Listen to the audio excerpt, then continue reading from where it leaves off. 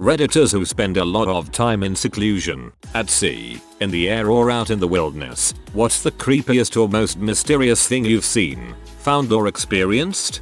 TLDR, was out in the mountains for 4 days by myself. Felt like I was being followed over 30+ miles. First night I slept not in my tent. It was destroyed and cut to pieces. On a 2-week solo backpacking trip I had 4 days in seclusion between ranger station check-ins. On the first day of the seclusion, I felt like I was being stalked. As I lay in my tent that night I could hear what sounded to me like footsteps around my camp but never coming too close. In the morning I checked all around and found no evidence of footprints or having any wildlife around me. I broke down camp and took off trying to put it behind me. The second night was the same thing. I grew so paranoid that when I would hike during the day I would go over rocks, walk through streams, anything to try and break the trail so I couldn't be tracked. I'd go around a blind turn and then sit there for an hour waiting to see if something would come behind. At night I couldn't sleep for more than 10-15 minutes before waking up.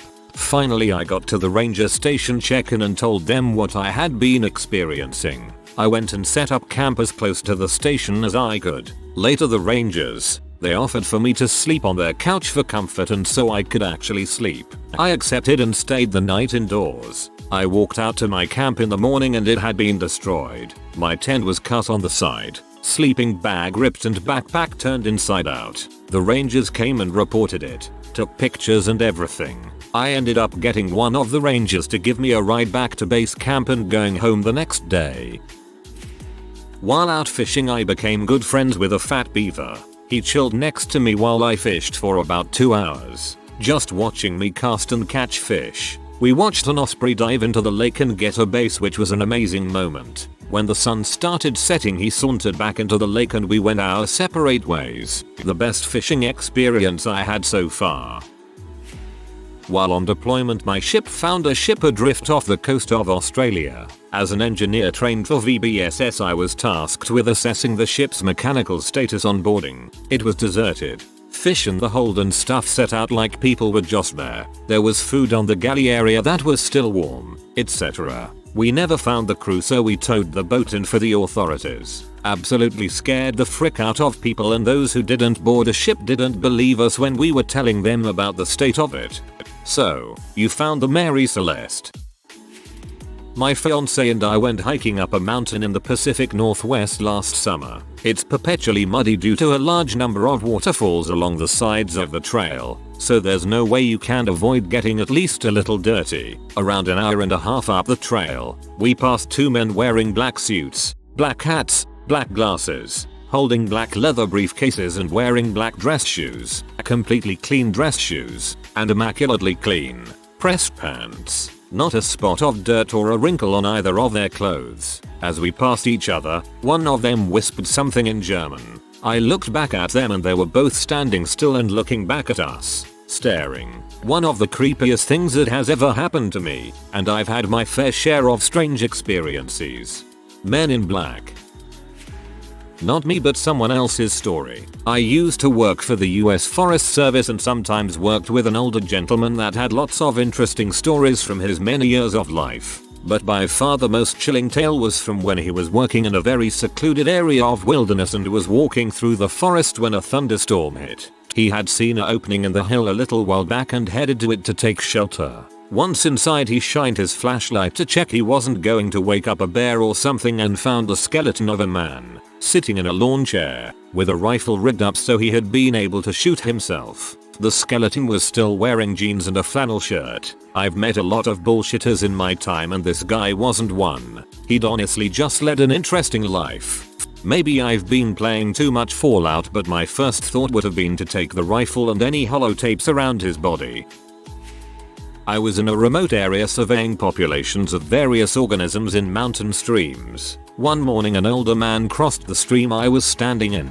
We both froze for a second and he continued on his way. He didn't have any gear with him and it's a 15-20 mile hike from the nearest dirt road. My point is he wasn't just casually wandering through.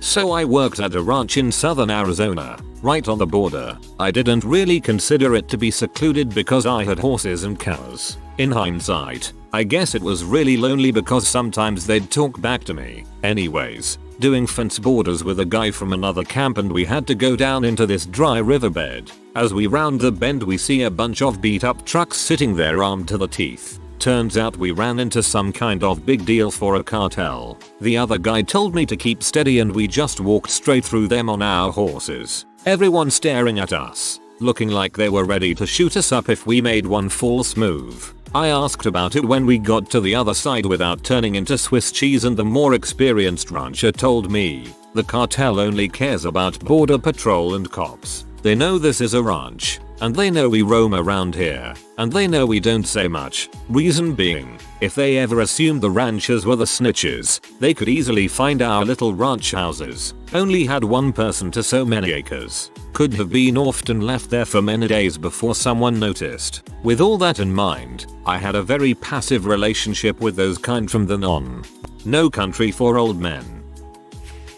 I was running on a logging road in central Wisconsin and stopped because I felt like I was being watched. It was just an instinctive feeling. That's when I noticed a large wolf step out of the forest about 50 yards ahead of me. It was just staring and I stared back. After about 30 seconds of us checking each other out, it just slipped back into the woods and was gone.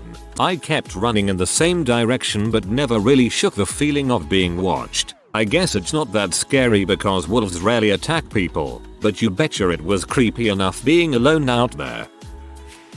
I was on the bow of a sailboat crossing the Atlantic in pretty heavy winds, going about 15 knots. Crew had to be stationed alone on the bow in 2-hour shifts at all times, keeping an eye out for anything in the water. About 10 meters away from me I see a weird glint in the water. Then I realize it's a partially submerged shipping container. Before I had time to even open my mouth, we passed it by, missing it by a few feet. And that's the story of how I nearly got shipwrecked in a storm in the middle of the Atlantic Ocean. I realize it's a partially submerged shipping container. I've heard of this, but yours is the only first-hand account I've heard. So out where I live it's just outside of a town nestled at the bottom of mountains. For your information, I live in Australia, and it's not too secluded since I live with my family and you'll generally come across someone's property every 500 meters, but there are some stretches where you won't see a house for a km. One night my mum and I are coming home pretty late at night and we were just talking and listening to the radio. We come around a corner and we both saw this freaking creature that I still don't know what it is till this day. But it had the body the size of a medium dog, mangy looking black fur, an almost abnormally large head, big green eyes, which was the first thing I noticed, but most weirdly an almost impossibly long and thin neck, like it shouldn't be able to support the large head. My mother and I are freaking cussing like sailors at this point and make a U-turn around to get a better look at it, and within 10 seconds there was no trace of it. Normally I'd brush this off as probably a wild dog, but the body just didn't look like a dig and it was too big for a cat, even a wild one. The real scary part is that my family and I have seen that maybe 2 to 3 times now, almost exclusively late at night. However, my son's father has said that he's also seen it twice. Once at night and once at daytime, and I get the feeling we're not the only people in town to have seen it. I don't live in Tasmania, so it's pretty much impossible or dang near impossible to be a Tasmanian devil or thylacine. When I was a scout in Iraq, I was setting up a concealed observation post when we saw the largest cat through our thermals. Like lion, cheetah, leopard, the thermals were fuzzy, but we could identify size based on distance with the laser rangefinder. The thing is, all 3 of those animals used to live in Iraq, but they have been long since extinct in the area. Mountain lions have been extinct in Michigan for a long time, but I've seen 3. DNR later confirmed they had returned to the state. One cat was estimated to travel 1,000 miles from out west. It's possible. Driving through the middle of Montana one night, going about 100 miles per hour, past something on the side of the interstate that looks like a mangled body, turned around at the next pass, came back, definitely a body, put my lights on it and tried to call 911 on my cell. No reception. Got in the car to see if I could pick up cell reception. Lights were still on. Nothing there but the blood splatters. Drove away quick. Never get out. I was on an outward bound trip in the White River National Forest in Colorado. A part of OB trips is a solo, which can be anywhere from 12-48 hours in which the participants are by themselves with a journal and some snacks. I set up a sweet tent in a tree grouping. It had rained the night before so the ground was pretty soft. After setting up I walked around the area. I felt pretty tired and decided to take a nap.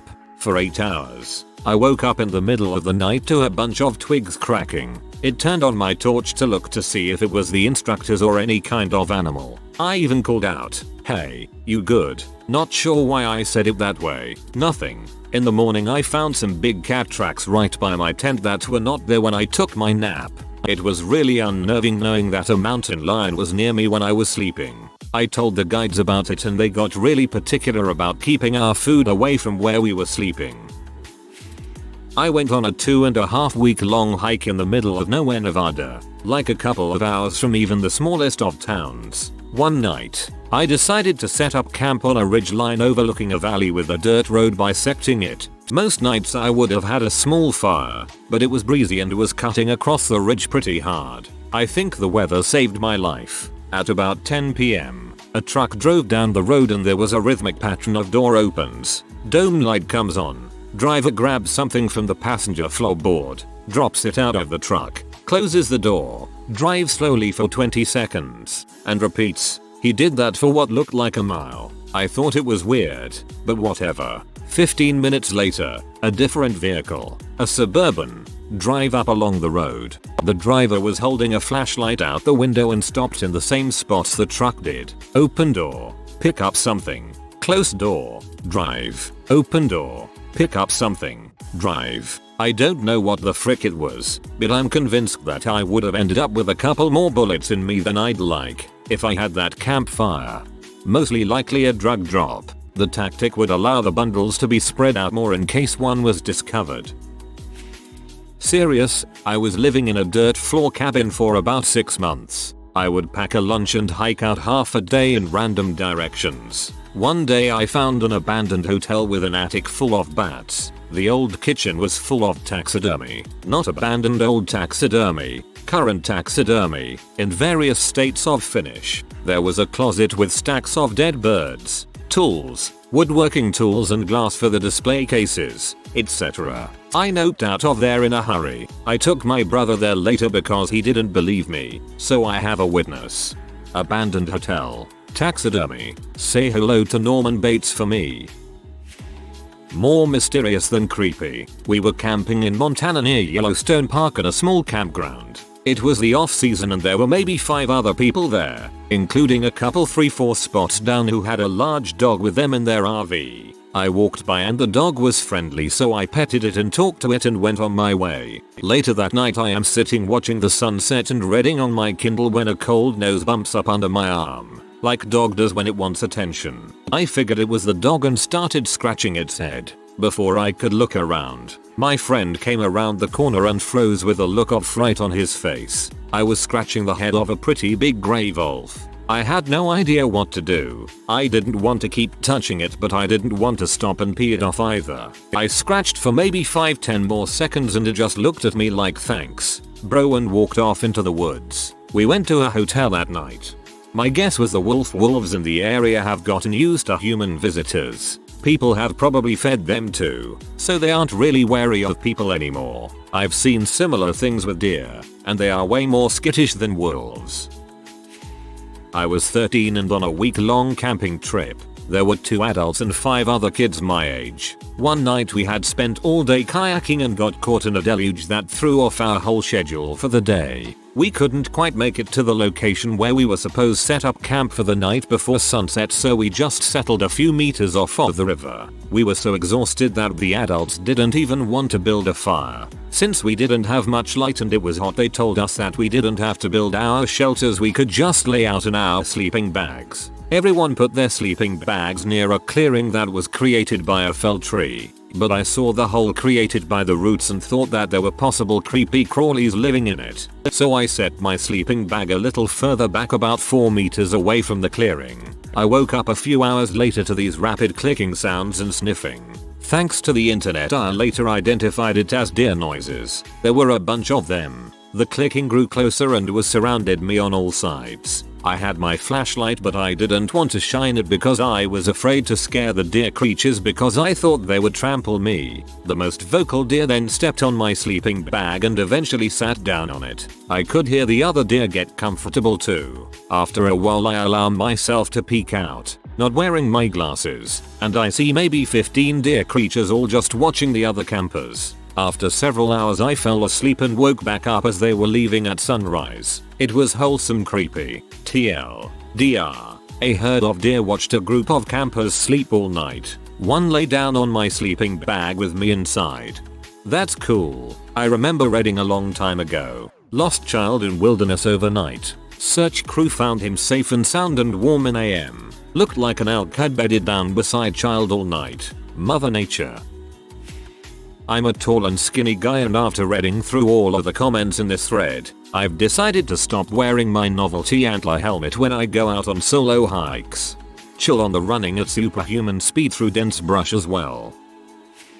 My parents bought a house in the mountains near national forest land around the time I was in 9th grade. I loved the woods and nature, so I would sneak out at night and walk through the forest all the time. A winter night in a forest in northern Utah is amazing. They can also be terrifying. I later learned to identify some of the more common animal calls and cries, but at the time I knew nothing about any of that. So as I'm wandering alone through this forest one time I heard the most blood-curdling and terrifying scream I have ever heard. I froze the second I heard it, lowered to the ground and didn't move for what seemed like forever. Eventually I heard some quiet scuffling and turned to see a fox run across the dry riverbed near where I was. Scared the absolute crap out of me. If you've never heard a fox cry, it is the scream of nightmares. You see all kinds of cool stuff in the forest if you can be slow and quiet. Foxes are the creepiest MF if you don't know what you're hearing. It's like a mix of baby crying and a woman being murdered. I camped by myself in northern MN by boat. Found my spot but saw an unidentifiable creepy blob underwater. Set up my tent etc. Went fishing but curiosity led me to the blob again and I finally figured out it was a large dead deer contorted and missing its abdomen. Later I noticed bark scraped off tree about 8 featuring up. Bear sign. It was getting dark. And as you looked closer at the deer in the water, you noticed your reflection. You are a bear. I used to spend a lot of time hiking solo. The creepiest thing I ever saw was another human, in camouflaging clothes, hiding off the edge of a trail in the brush and trees and obviously keeping an eye on anyone who happened by. This wasn't in an area where hunting is allowed, just a county area with some hiking biking trails, and lots of spots to go off trail, and he wasn't fishing. Here, there is just a few meters of dense brush and trees between me and the river. I pretended I didn't see him, walked a bit, pulled out my phone, called someone, and stayed on the phone until I was near people. Until then, I was always pretty comfortable by myself in the woods for hours. Now I carry a quality knife. Just not knowing is enough to creep me out. Clarity and I can shoot. Actually a gunnery sergeant taught me to be a decent shot. I don't have anything against the proper use of guns. Hunting for sport people isn't cool imho. I prefer not to own one for personal reasons. I don't spend much time in seclusion, but I still have a story. I live in rural Ohio. One of my friends owns a nice barn and farmhouse out in the sticks where the buses don't run and there's no service. He doesn't actually live there. His family owns the house for shiggles. They're millionaires. We've never ran there and it's pretty scenic woods so we decided we'd give it a shot. He and I ran cross country and our team went to state that year to run so we were in really good shape. We get to his barn and plan on running 8 miles near a road and then through the woods. We have GPS watches so we can just make our own path and either turn back at 4 miles or make a looping path if we so desire. After about 2 miles of running on the road we took a random gravel road through the woods and there was a hiking path through it so we decided to take it. We live in the country so it really isn't a big deal. We've done this sort of thing before. I've gotten lost in the woods and in runs a few times throughout high school. But we had never done it here so far away from home. I don't run with my glasses on and I'm blind as a bat. I'm making good pace when all of a sudden I smack into my friend. I look up and he's just standing there. I focus at what he's looking at and there's bear trap hanging on a branch in front of us. Looking around, they're more, all blowing in the breeze. Off in the middle, perched up against tree, was something that resembled a man. My friend pushed me and told me to run. We didn't say a word until we got back to the main road because we ran so fast. Turns out my friend saw what looked like a bloody scarecrow leaning against the tree. He saw bear traps on the ground. 2. 1. 3 of us were sitting around a campfire on a bluff overlooking Bell Lake in Kalani Provincial Park, when suddenly there was a blinding flash that lit up the entire sky. We were stunned. After several moments of silence, one guy said, "Everyone check your watches." To this day, none of us have any idea what that flash was, but we all saw it, and it freaked us out pretty good. 2. Another time, I was house sitting for my parents who were traveling overseas. It was maybe 11:30 p.m. and I was sitting on the picnic table, smoking a cig, when I heard a screech owl calling. I can do a fairly decent screech owl call, so I started calling it in. After several minutes of back and forth, the owl arrived on a branch about 8 feet above my head, so it was checking me out, doing that crazy owl thing with its head rotating all the way around, and I was checking him out, and rotating my head as far as I could. All of a sudden, a large shadow streaked over my head, and the screech owl was gone. Several feathers drifted slowly downward. It was then that I remembered that great horned owls eat screech owls. One had swooped in and snatched that cute little guy right in front of my eyes. What freaked me out the most was that this huge bird, with a 5-foot wingspan, is absolutely dead silent in flight. I basically grew up outside. I don't get scared in the dark. Noises don't bother me, but that silent assassin owl scared the crap out of me. I had to go inside. One more. A few of us were night fishing for catfish from the bank of the Hocking River. None of us actually heard it, but we were all suddenly aware of some presence near us. Naturally, we all start asking WTF was that, so out come the flashlights, and we start looking around. We discovered some very large paw prints right behind where we were sitting. I'm not sure what kind of cat it was, but its paws were bigger than my fist. We got the heck out of Dodge. Man, you made that screech owl think he was gonna get some screech owl loving, and instead. I usually sit on my own with a clear view of the back garden to work. I once saw my cat come into the garden with an omelette in his mouth. Arnolep. This happened once while camping with my then fiance and a friend of ours. Camped out in the woods in the middle of nowhere on a hot July day. Night came, and it was a full moon, so around midnight we decided we'd take a hike around for fun. We basically hiked a trail for a bit and then turned around and hiked it back to the campsite. When we were almost back, we saw a McDonald's cup sitting at the edge of the path. I found this strange as I didn't see the bright red and yellow container when we began the venture, but whatever. However, my buddy decided to open the cup up and found ice cubes at the bottom. That day was easily 90+F and at night it was still in the high 70s, so that ice would not have lasted long. Somebody was definitely out there by us and we never found another sign of them. No sound of a car, walking or rustling, nothing. We decided to pack up and go home that night. The thought of an unblinking Ronald McDonald clown is horrifying. Out at sea late at like maybe 2 AM and just seeing a fin pop up above the water near your boat in the complete silence and black ocean. If you are new to the channel, you can subscribe. I publish new videos every day. Until then, check another video.